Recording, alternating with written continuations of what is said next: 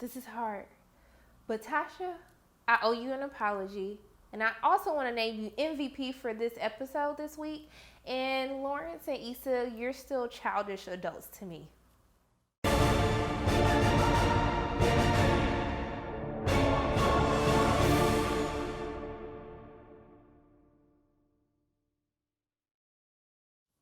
Hey everyone, it's Sharana from Pay Your Weight, and today I am going to share my thoughts on episode 2 of Insecure called Hella Questions.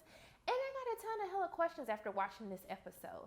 So let's cut right to the chase, and we're gonna talk first about the issue with just Issa's friends. I really question Issa's choice of friends. And I know that we visited this when they took kind of like the girls' road trip, how like her other two friends, Tiffany and Kelly, really ain't ish, and we really don't understand why she even associates with them. And I was wondering this again today when I rewatched like the scene when they were at the art gallery for Tiffany, and they basically told her like, hey, like we knew that he's been smashing this chick Tasha. Like, why is this the first time that she's heard about it? I would expect my friends, if they had any vital information about my ex, especially knowing that I want to get back with my ex, I would expect my friends to tell me that. And I am going to assume that Issa didn't tell them, hey, I didn't want to hear any info. So it just really made me upset when Tiffany was just so casually like, oh yeah, you know, it didn't matter. He was like smashing this girl.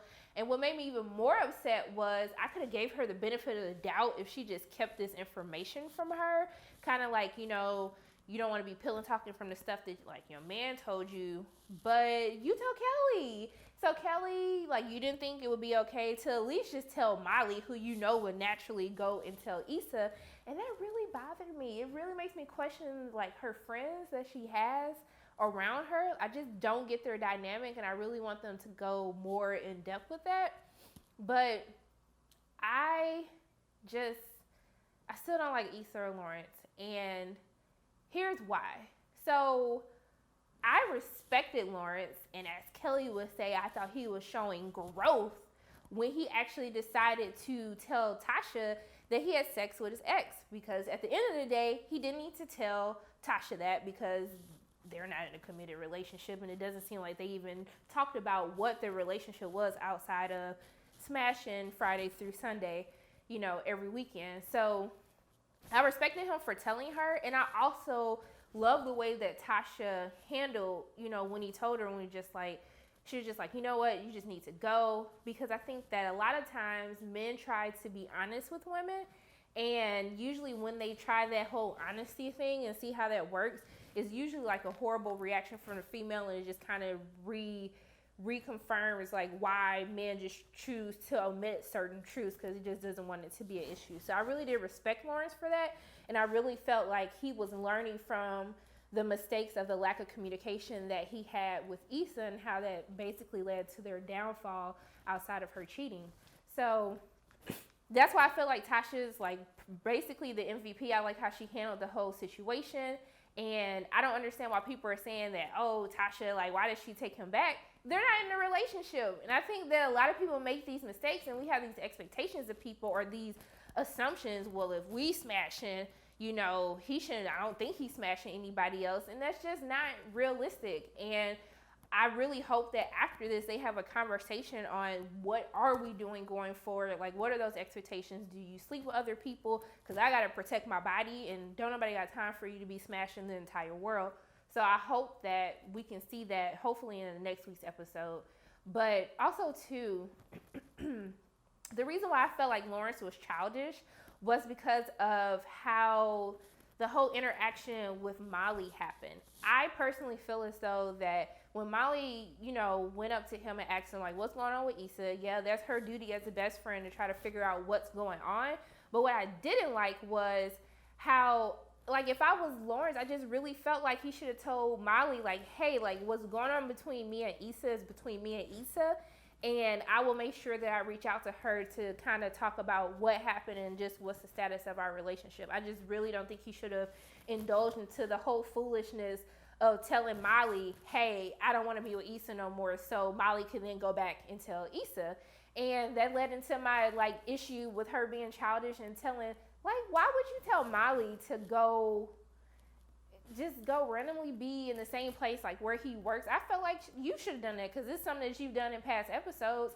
So if you really wanted to feel like you needed to know like what you guys were doing, you should have did it yourself. And I felt like Molly should have just been like the good friend and tell her like, I don't think this is a good idea. I think you should just call him and that will be fine. And the reason why I think Lawrence is also childish is because the growth that you show when you talk to Tasha, you should have talked to Issa. Like you knew that she showed up to your friend's place looking for you to talk to you about what was going on. You should have been man enough to call her. Like I know the situation is kind of messed up. You didn't know what to say, but I think in order for you to move forward with Tasha, you should have had that closure conversation with Issa to let her know what it is. Like, hey, you hurt me.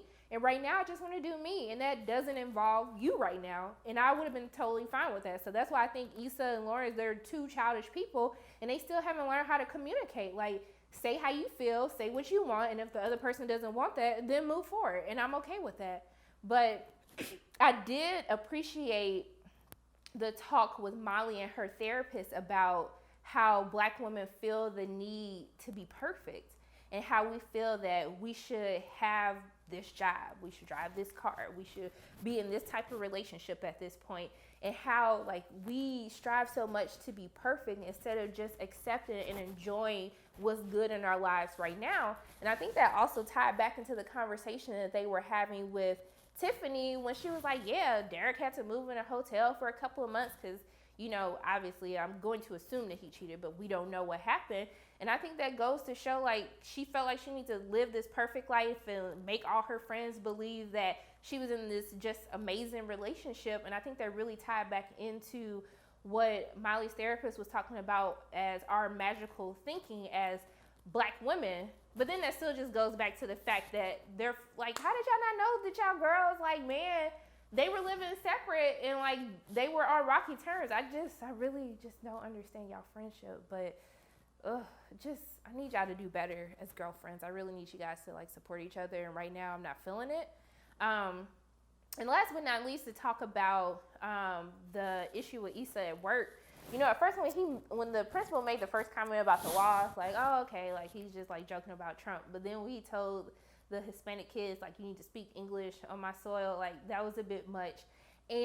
But as much as I felt Issa's coworker, for her being able to be the outside looking into the situation, I felt Issa. Like, we've all been Issa. Like, you are the only Black individual, like, on your team working. You already feel like you have to do 10 times more than your other coworkers, and this whole project is resting on Issa.